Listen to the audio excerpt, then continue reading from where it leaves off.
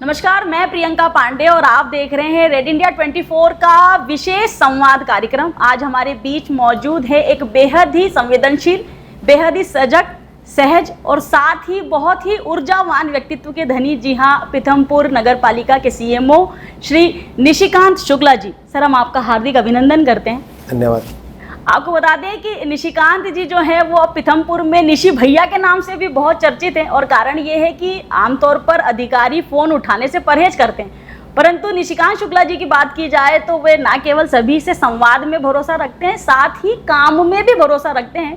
झूठी हाँ भरने का इनके पास कोई काम नहीं है। बड़वानी में आपने सेवाएं दी हैं, आप खरगोन में काम कर चुके हैं, आपने धार समेत मध्य प्रदेश के कई जिलों की कमान संभाली और अब आप औद्योगिक नगरी पीथमपुर के सीएमओ हैं, जो कि अपने आप में बेहद ही चुनौतीपूर्ण ताज है।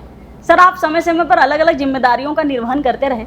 सबसे ज़्यादा चुनौतीपूर्ण या ये कह सकते हैं कि सबसे ज़्यादा आनंद का पल आपके साथ कहाँ रहा? क्योंकि विभाग आपका ऐसा है कि जिसमें 24 घंटे 365 दिन सेवाएं देनी होती है और 100% जनता के बीच में रहकर ही आपको काम करना होता है। देखिए, मेरा ऐसा मानना है कि जब हम इन शासकीय दायित्वों में आए हैं और सरकार की तरफ से हमें नगरीय प्रशासन विभाग की तरफ से हमें एक सेवा का अवसर मिला है, तो हमें अपने कामों को आनंद समझ के ही करना है, क्योंकि काम तो आपको करना है। बिल्कुल ठीक, चाहे आप उसको बोझ समझ के करें या उसको आनंद महसूस करके करें, तो बेहतर यह है कि हर काम को अपना आनंद समझ के करें, जिससे कि आप एक बेहतर परिणाम दे सकें। सर, आप सिविल सर्विसेज में आना चाहते थे या भाग्य आपको लेकर के आ गया? नहीं, मेरी इच्छा ही थी इसमें आने की। मैं चाहता था कि जनता से जुड़ी सेवाओं में आकर जनता के बीच में कुछ अपना काम करूं, और इसी कारण से जो है मैं इस नगरीय प्रशासन विभाग की सेवा में चयनित हुआ और यहाँ से मैंने अपना जो है सफ़र शुरू किया। खरगोन का सफ़र आपका बेहद संघर्षपूर्ण था, वहाँ बहुत सारी चुनौतियाँ भी रही, परंतु आपके व्यक्तित्व के लिए बोला जाता है कि सोना जितना ज़्यादा तपता है उतना ही प्रखर निखरता भी है। तो संघर्षों ने आपको घेरा बहुत, परंतु आप कलयुग के वो अभिमन्यु हैं जिन्होंने चक्रव्यूह को भेदा भी और युद्ध को जीता भी। तो खरगोन की जो आपकी कहानियां हैं वो पीथमपुर के सियासी गलियारों में बहुत चर्चित हैं। देखिए, जिस समय मैं खरगोन पदस्थ हुआ था वहाँ पर काफ़ी सारी चुनौतियाँ थी। काफ़ी लंबे समय से वहाँ पर जो है वो नगर पालिका के चुनाव भी नहीं हुए थे और प्रशासक काल रहे थे। निश्चित रूप से ऐसी स्थिति में जनप्रतिनिधि अपने आप को बहुत उपेक्षित महसूस करते हैं। हम लोगों के सामने एक बड़े शहर को एक सुनियोजित तरीके से विकसित करने की जिम्मेदारी थी। कलेक्टर हमारे प्रशासक वहाँ रहे थे और उसके बाद फिर हम लोगों ने मिलकर उस शहर की कार्य योजना तैयार की। किस तरह से सड़कों का चौड़ीकरण होगा, किस तरह से केंद्र सरकार की योजनाओं का हम क्रियान्वयन करेंगे, किस तरह से सारी योजनाओं को जो है वो जनोन्मुखी बनाएंगे और जनता के बीच तक उनको लेके जाएंगे। हमने एक विस्तृत कार्य योजना तैयार की। उसके बाद परिषदों के चुनाव हुए, निर्वाचित परिषदें वहाँ पर आई और उनके सहयोग से हम लोगों ने खरगोन को एक आदर्श शहर के रूप में स्थापित करने का प्रयास किया। स्वच्छता में भी बहुत अच्छा काम किया आपने। बहुत गंदगी रहती थी, लोगों में अवेयरनेस भी नहीं थी, और हम जनता की अवेयरनेस की बात बार बार इसलिए करते हैं, हर बार करते हैं, चाहे इंदौर हो या किसी भी शहर में हम जाते हैं तो जन भागीदारी की बात हर बार बार बार सिर्फ इसीलिए दोहराते रहते हैं क्योंकि जब तक जनता का पार्टिसिपेशन नहीं होगा, जब तक पब्लिक पार्टिसिपेशन नहीं होगा, सरकार की किसी भी योजना का सही क्रियान्वयन हो ही नहीं पाएगा। मैं ठीक कह रही हूँ? बिल्कुल ठीक है। ये सत्य है कि खरगोन में स्वच्छता के क्षेत्र में काफ़ी सारे काम हुए और नए नए आयाम वहाँ पर गढ़े गए। 2017 से लेकर 2020 तक खरगोन की नेशनल रैंकिंग में लगातार सुधार रहा और बड़े गर्व की बात है कि खरगोन उस समय लगातार 4 वर्षों तक देश की जो है वो प्रथम नगर पालिका बना रहा और निश्चित रूप से प्रदेश में तो प्रथम स्थान पर रहा ही नगर पालिकाओं की श्रेणी में। तो इस प्रकार से खरगोन में एक स्वच्छता की हम लोगों ने बयार स्थापित की चली और सारे जितने पैरामीटर्स हमारे स्वच्छता के होते हैं हम लोगों ने उसमें काफ़ी सारे काम किए। अब पीथमपुर नगर पालिका का जिम्मा आप उठा रहे हैं और कहीं ना कहीं आपके साथ ये सबसे बड़ा प्लस पॉइंट मैं मानती हूँ, क्योंकि नगरीय प्रशासन मंत्री है कैलाश विजयवर्गीय। वो कैलाश विजयवर्गीय जो नवाचारों के लिए जाने जाते हैं, वो कैलाश विजयवर्गीय जो अपनी सकारात्मक सोच और ऊर्जा के लिए जाने जाते हैं, जो ना केवल स्वयं काम करते हैं, साथ ही अपनी पूरी टीम, अपने पूरे प्रशासनिक महकमे को भी साथ लेकर के चलते हैं। तो कैलाश जी अब नगरीय प्रशासन मंत्री हैं, आपको पीथमपुर की जिम्मेदारी मिली और जैसे ही आपको पीथमपुर की जिम्मेदारी मिली है उसके पहले उनको धार के प्रभारी के रूप में भी जिम्मेदारी मिल गई, तो कहीं ना कहीं आपके साथ एक बहुत बड़ा सपोर्ट सिस्टम भी है इस वक्त। निश्चित रूप से आप बिल्कुल सही कह रहे हैं। माननीय मंत्री जी का जो है इस इस क्षेत्र के विकास को लेकर काफ़ी गंभीर हैं वो, और पीथमपुर की जितनी भी योजनाएं हमारी हम अपनी ओर से बनाकर प्रस्तुत कर रहे हैं, उनमें हमें सकारात्मक जो है वो उनका मार्गदर्शन मिल रहा है, उनका सहयोग मिल रहा है। अभी जैसे हाल ही में हम लोगों ने अमृत 2.0 के अंतर्गत यहाँ पर जो जल आवर्धन योजना है उसका हमने 22 करोड़ रुपए का टेंडर फ्लोट किया है, एजेंसी भी हमारी फिक्स हो गई। उसमें हमने जहाँ पर जिन क्षेत्रों में पानी की हमारे यहाँ कमी है उनको हमने पिक किया है। माननीय मंत्री जी के आशीर्वाद से जो है ये हमारी योजना आज क्रियान्वित हो रही है। इसी प्रकार से जैसा आप देखते हैं, चूँकि औद्योगिक शहर है, औद्योगिक शहर की अपनी एक आवश्यकताएँ होती है। यहाँ पर भिन्न भिन्न प्रकार के भिन्न भिन्न समुदाय के लोग अलग अलग समुदायों में रहते हैं, अलग अलग क्लस्टर में बना हुआ ये शहर है। बिल्कुल ठीक बात। इसे हम एक शहर न कहकर अलग अलग क्लस्टर में बना हुआ शहर कहेंगे तो ज़्यादा बेहतर रहेगा। हमने सीवरेज का एक प्लान उठाया है जो लगभग 200 करोड़ रुपए का है। मुझे बताते हुए बड़ी खुशी है कि माननीय मंत्री जी के आशीर्वाद से वो मंजूर हो गया है और SLTC में हमारी जो है वो अब शीघ्र ही जो है दरें स्वीकृति हेतु प्रस्तुत हुई है। जैसे ही वो स्वीकृत होगी हमारा सीवरेज का भी काम शुरू हो जाएगा।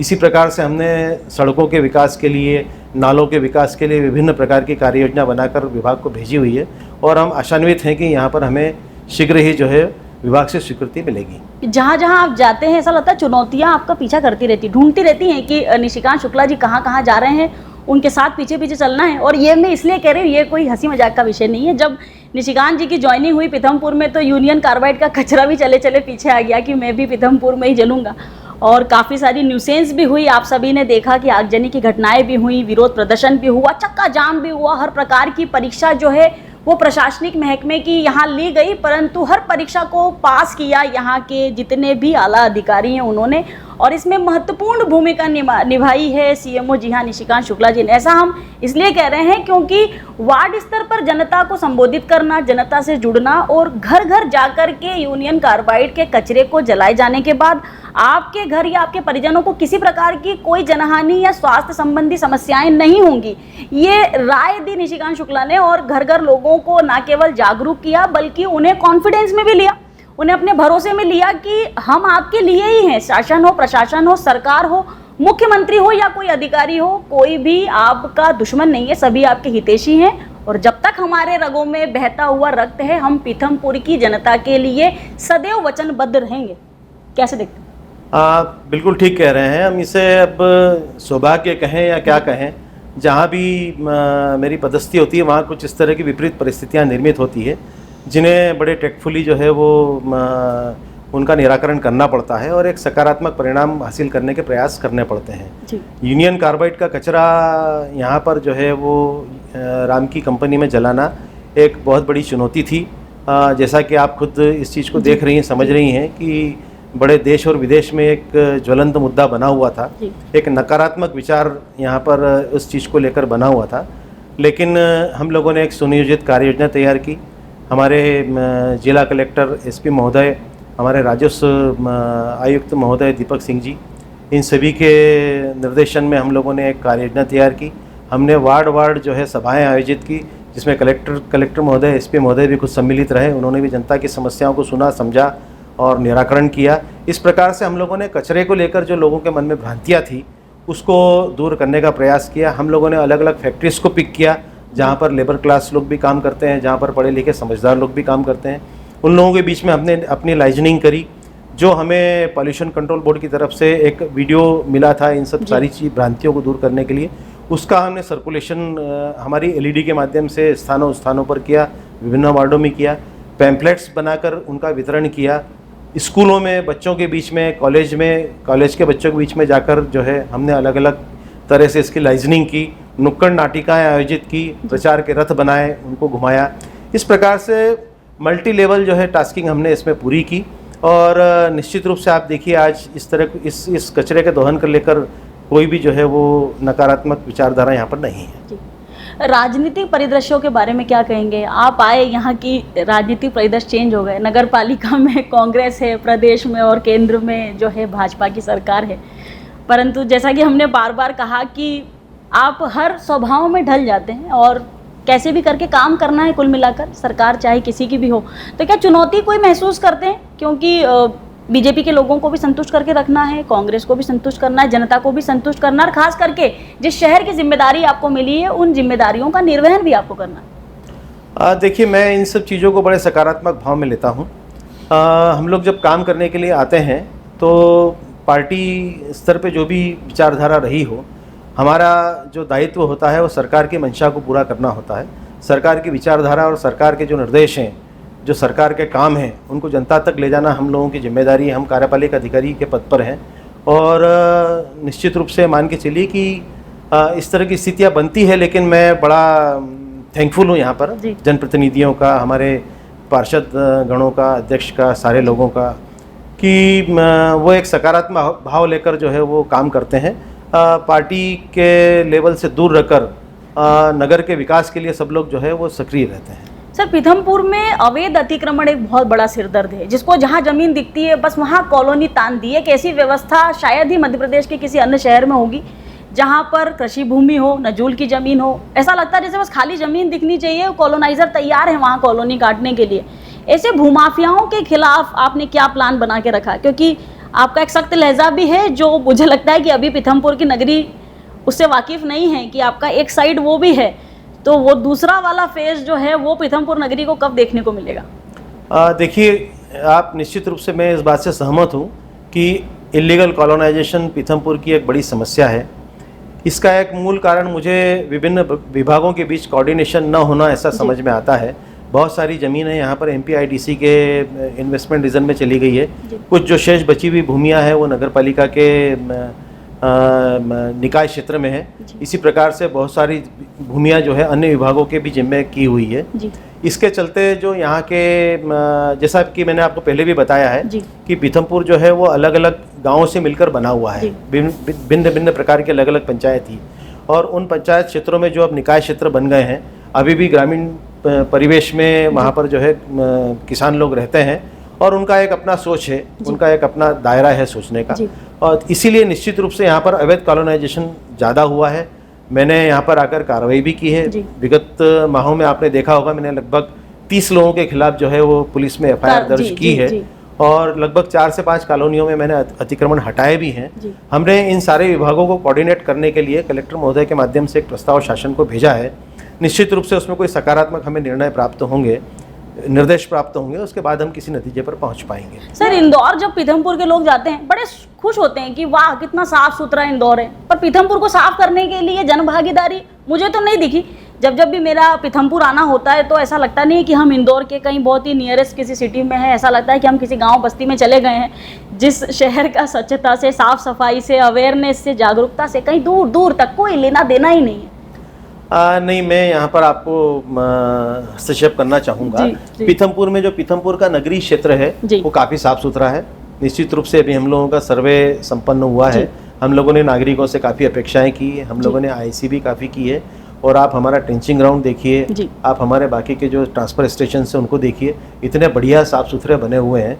हमारा कचरा जो है वो बिल्कुल 100% डोर टू डोर सेग्रीगेटेड इकट्ठा हो रहा है। स्वच्छता के सारे पैरामीटर्स को हम फॉलो कर रहे हैं। मैं आपको पहले भी बता चुका हूँ कि पीथमपुर बेसिकली जो है 3-4 विभागों के से मिलकर बना हुआ एक शहर है।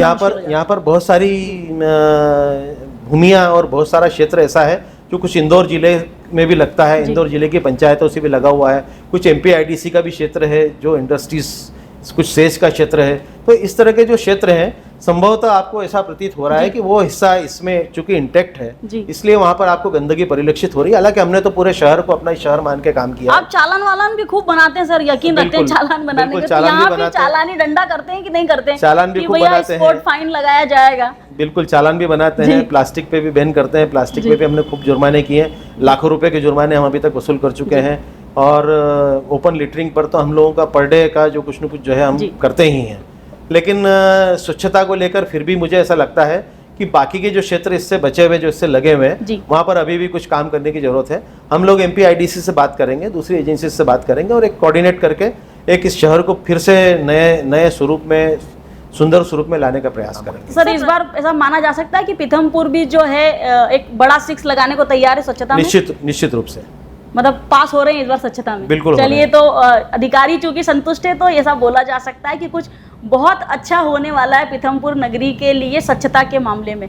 सर, गर्मी के दिन है, अब जल प्रदाय की समस्याएं, पानी की किल्लत और टैंकर की आवाजाही, सबके बीच में कैसे बैलेंस बना रहे हैं? देखिए, हमारा अमृत 2.0 का जो एक नया प्रोजेक्ट है जी, जहाँ पर हमने गैप फिलिंग का काम किया है।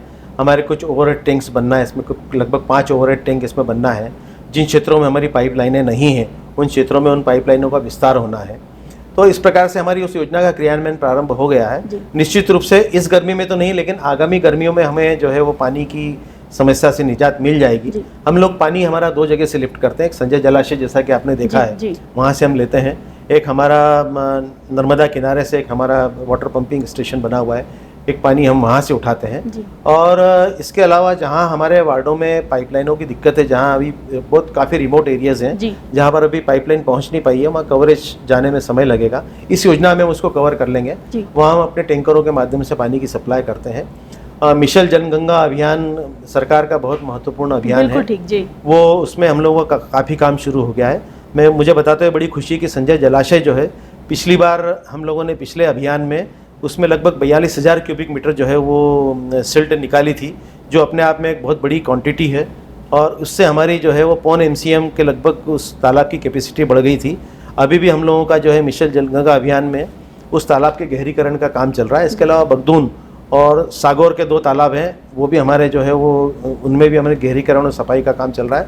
हमने 2 छोटी वाटर बॉडीज पिक की है और 1-2 दिन के अंदर हम वहाँ पर भी कुछ अभियान उसको देखकर शुरू करने वाले हैं। एक नए वाटर बॉडी का जन सहयोग से हम जो है निर्माण करने वाले हैं। इसके साथ ही हम जो है हमारे जितने भी हैंडपम्प और ट्यूबवेल बने हुए हैं उनका हमने रिचार्जिंग शुरू कर दिया है। हम लोगों ने यहाँ के व्यावसायिक क्षेत्र, सरकारी और फैक्ट्रीज जो हैं उनको हमने सूचीबद्ध कर लिया है कि जिन लोगों में रूफ वाटर हार्वेस्टिंग नहीं लगा रखी है, ये प्रणाली हम स्थापित करने के लिए हमने अपनी 2 एजेंसी फिक्स करी है।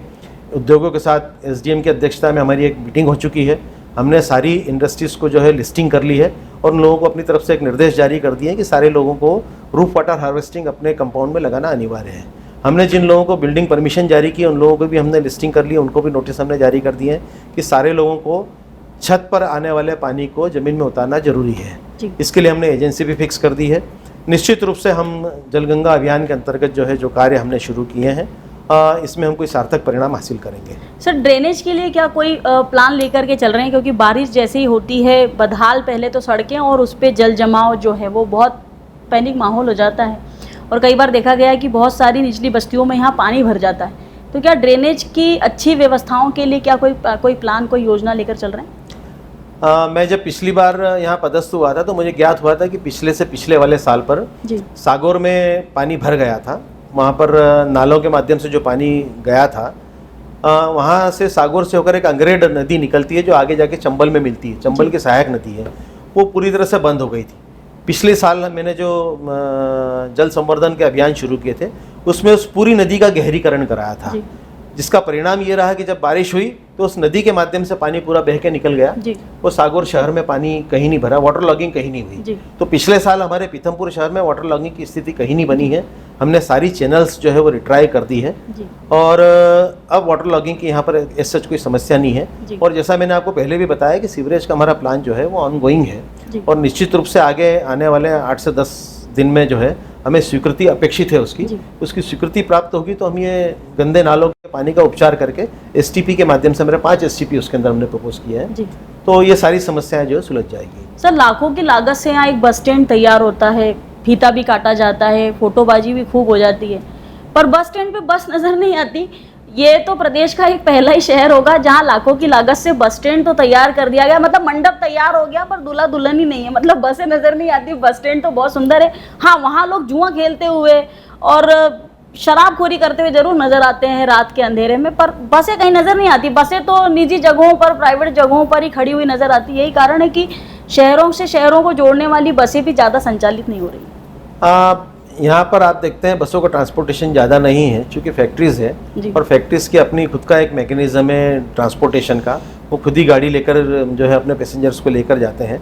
यहाँ से होकर गुजरने वाली बसों की संख्या काफ़ी कम है, लेकिन फिर भी आपने इस विषय को संज्ञान में लाया है तो निश्चित रूप से हम लोग परिषद की आगामी बैठक में इस पर विचार करेंगे और हमारे डिस्ट्रिक्ट ट्रांसपोर्ट कमेटी जो बनी है उसमें भी हम इस विषय को लेकर जाएंगे और जो हमारे आरटीओ हैं उनसे भी इस विषय पे बात करेंगे कि बसें जो है व्यवस्थित रूप से हमारे बस स्टैंड के अंदर लगना शुरू हो सके। अच्छा, शहर की बदहाल ट्रैफिक के लिए कोई प्लान लेकर के चलते हैं, क्योंकि पार्किंग की भी प्रॉपर जगह नहीं है, बेतरतीब तरीके से कहीं भी अपनी कार पार्क कर दी, कहीं भी गाड़ियां खड़ी कर दी, शहर बड़ा बदसूरत दिखता है उससे। हमने शहर की यातायात व्यवस्था में सुधार के लिए लगभग 4 करोड़ का एक प्रपोजल जो है वो शासन को, हमारे विभाग को भेजा हुआ है।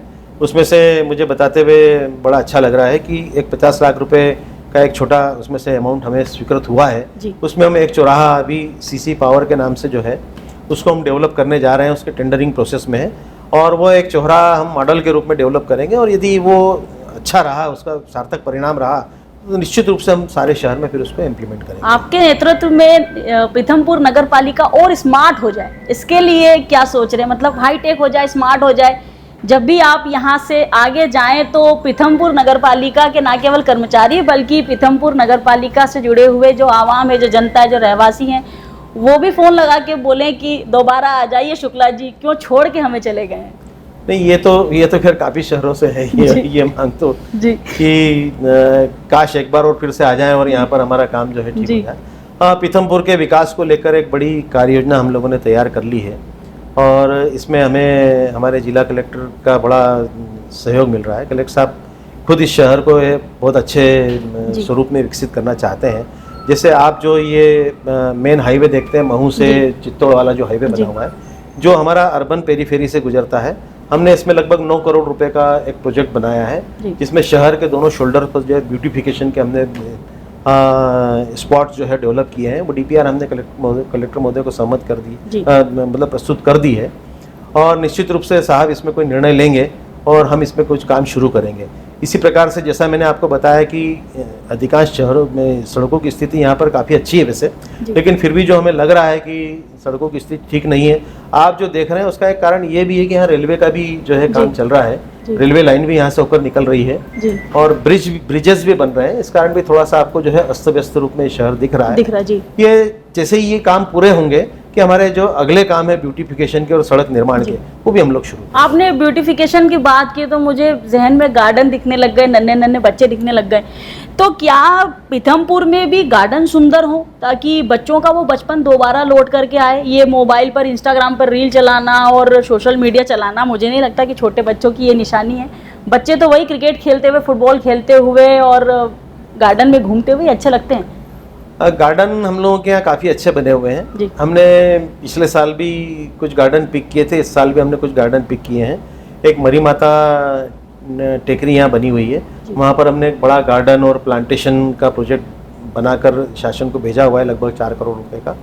इसी प्रकार से संजय जलाशय के सामने हम लोगों ने नगर वन का एक प्रस्ताव भेजा है।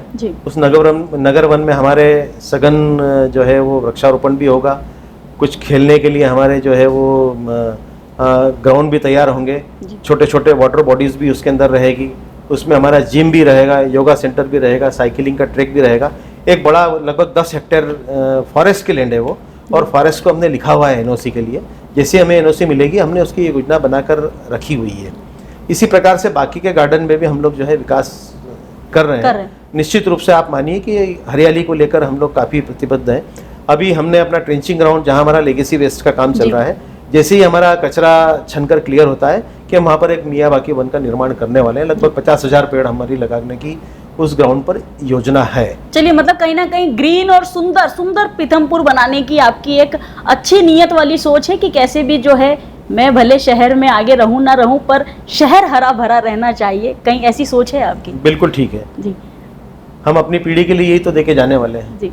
सर, नगर पालिका एक काजल की कोठरी कही जाती है, चाहे वो नगर निगम हो या नगर पालिका। ऐसा कहते हैं कि काजल कोठरी में जो गया तो वो साबुत तो बाहर आना नहीं और कोई दाग लगना नहीं, और आप तो ऐसी चुनौतियों से पार आने में बहुत माहिर हैं।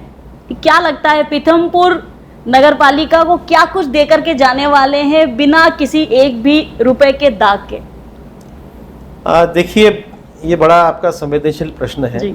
और हम लोग काम करते हैं जी, और एक साफ नीयत से हम लोग काम करते हैं। बिल्कुल ठीक। इस तरह से काम करने में कई बार गलतियां होना संभावित होती है, निश्चित मान के चलिए। चाहे आपसे हो जाए, चाहे आपके अधीनस्थ स्टाफ से हो जाए, या चाहे आपको कोई गलती करने के लिए जो है वो प्रेरित कर दे कि भाई आप किसी गलती में जाएं। तो मेरा यही कहना है कि हम लोग एक साफ नीयत से, अच्छे मन से शहर का विकास करने के लिए काम करें, बाकी चीजें सब अपने आप ठीक। सर, क्षेत्रीय विधायक नीना वर्मा जी भी जो हैं वो पीथमपुर के लिए बहुत संवेदनशील रहती हैं, क्योंकि रिकॉर्ड रहा है कि हमेशा जो है पीथमपुर की आवाम ने, पीथमपुर की जनता ने उन्हें 100% अपना सहयोग दिया है। तो उनकी भी उम्मीदें तो बहुत ज़्यादा रहती है पीथमपुर को लेकर के, और उन उम्मीदों का जो वापस है, जो मजबूत आपका कंधा है, उसी को इस्तेमाल करना है और आप ही के दम पे काम करवाना है। बिल्कुल ठीक कह रहे हैं आप। माननीय नीना वर्मा जी जो हमारी विधायक हैं, लोकप्रिय विधायक हैं, और लगातार कई टेन्योर से वो यहाँ विधायक रही हैं जी। उनका हमें पूर्ण सहयोग और मार्गदर्शन मिलता है। समय समय पर हमसे निर्देश भी प्राप्त करते हैं। इन सारी योजनाओं को बनाने में और इन सारी योजनाओं को क्रियान्वित करने में उनका हमें पूरा जो है वो सहयोग और पूरा सपोर्ट मिलता है। निश्चित मान के चलिए कि उन्हीं के नेतृत्व के कारण जो है वो पीथमपुर में इतना जो है विकास, इस गति से विकास संभव हो रहा है। हमने देखा कि लगातार दौरे भी करती रहती हैं, जनता के संपर्क में भी रहती हैं, और छोटे से छोटे विषय भी अगर होते हैं जो जनता को परेशान करने वाले होते हैं, तो कहीं ना कहीं नीना वर्मा तत्परता से जो है आप लोगों से संवाद भी करती हैं और समस्याओं का निराकरण करने के लिए आप लोगों को जोर भी देती हैं। बिल्कुल ठीक कह रहे हैं आप। वो क्षेत्र की जनता की समस्याओं को लेकर काफ़ी संवेदनशील है, और उन छोटी सी समस्याओं को लेकर भी वो हम लोगों से लगातार संवाद करती रहती है, और ये प्रयास उनका रहता है कि किसी भी प्रकार से उनकी समस्याएं सुलझ जाए। हम लोग भी जो है उनके निर्देशों को भली भांति जो है वो पालन करते हैं, और यथासंभव नियमों के अनुक्रम में सारी कार्रवाइयों को हम संपन्न करते हैं। सर, औद्योगिक नगरी है पीथमपुर, लेती आपसे बहुत कुछ है, मतलब नगर पालिका से उद्योगों की डिमांड बहुत सारी है, चाहिए उनको सब कुछ, पर बदले में संतुलन उतना अच्छा होता नहीं है। जितनी जानकारी हमारे पास है कि उद्योगों का उतना पार्टिसिपेशन नहीं होता पीथमपुर नगर पालिका के लिए, पर पीथमपुर नगर पालिका से उनको सब कुछ चाहिए। आपका कहना ठीक है, और कुछ टैक्सेशन को लेकर हम लोगों का एक बड़ा इशू चल भी रहा है जी। और अब चूंकि ये दो विभागों के बीच का मामला है जी, तो हमने अपनी तरफ से अपने सारे रिपोर्ट्स जो है वो सरकार को भेजी हुई है। जैसे भी हमारे विभाग के निर्देश होंगे उस क्रम में हम लोग अपनी कार्य योजना आगे के लिए तय करेंगे। लेकिन ये ठीक है कि सभी लोगों की अपेक्षाएं नगर पालिकाओं को लेकर काफ़ी रहती है जी, लेकिन नगर पालिका को बदले में प्रतिदान के रूप में जो मिलना चाहिए वो उतना प्राप्त हो नहीं पाता, क्योंकि सर राजस्व होगा नहीं तो काम चलेगा कैसे? बोलते हैं ना कि अगर पैसा आएगा ही नहीं तो आपको योजनाओं का लाभ मिलेगा कैसे? निश्चित रूप से हर नागरिक का दायित्व है, हर उद्योग का दायित्व है कि चूंकि वो उद्योग विभाग को अपना कर दे रहा है, लेकिन संपत्ति कर जो नगर पालिका का है वो संपत्ति कर का है। संपत्ति कर लगाने का दायित्व जो है नगर पालिका को विभाग की तरफ से, राज्य सरकार की तरफ से अधिकार दिए हुए हैं, और संपत्ति कर केवल नगर पालिका ही लगा सकती है। इस चीज का ध्यान रखना चाहिए। और नगर पालिका को जो संपत्ति कर देंगे वो नगर के ही विकास में खर्च होगा। भाई आपके उद्योगों में जो लोग काम करते हैं वो इस शहर के बाशिंदे हैं, इस शहर में रहते हैं, जिनको मूलभूत सुविधाएं नगर पालिका को देना है। तो इस चीज का ध्यान सभी को रखना चाहिए। नागरिकों को भी से भी अपेक्षा है कि वो अपने करों का प्रदाय जो है वो समय समय पे करें, जिससे कि हम लोग अपनी सेवाएं जो है वो आपको सुचारू रूप से दे सकें। एक अंतिम प्रश्न आपसे करना चाहेंगे। छत्रछाया गेट पर अवैध अतिक्रमण और उस अवैध अतिक्रमण से होने वाला चक्का जाम, आए दिन रोडों की आवाजाही, लगभग वाहनों के चलते चक्का जाम हो जाता है, यातायात बाधित होता है, लोग बहुत परेशान हैं। अच्छा, किया भी जो अतिक्रमण है वो लोगों के द्वारा ही है, पर ये बहुत बड़ा विषय है कि जो जिम्मेदार हैं वो अब तक मौन क्यों हैं? ये विषय मेरे संज्ञान में आ गया है और निश्चित रूप से हम इस पर कोई कार्रवाई करेंगे। चलिए, तो ये थी हमारी बेहद ही संजीदा और संवेदनशील अधिकारी, जी हाँ, निशिकांत शुक्ला जी से विशेष संवाद। एक नए चेहरे के साथ, एक नए व्यक्तित्व के साथ, नए सोच, नई विचार और नई ऊर्जा के साथ फिर होंगे हाजिर। बहरहाल मुझे दे दीजिए इजाजत और बने रहिए रेड इंडिया 24 के साथ।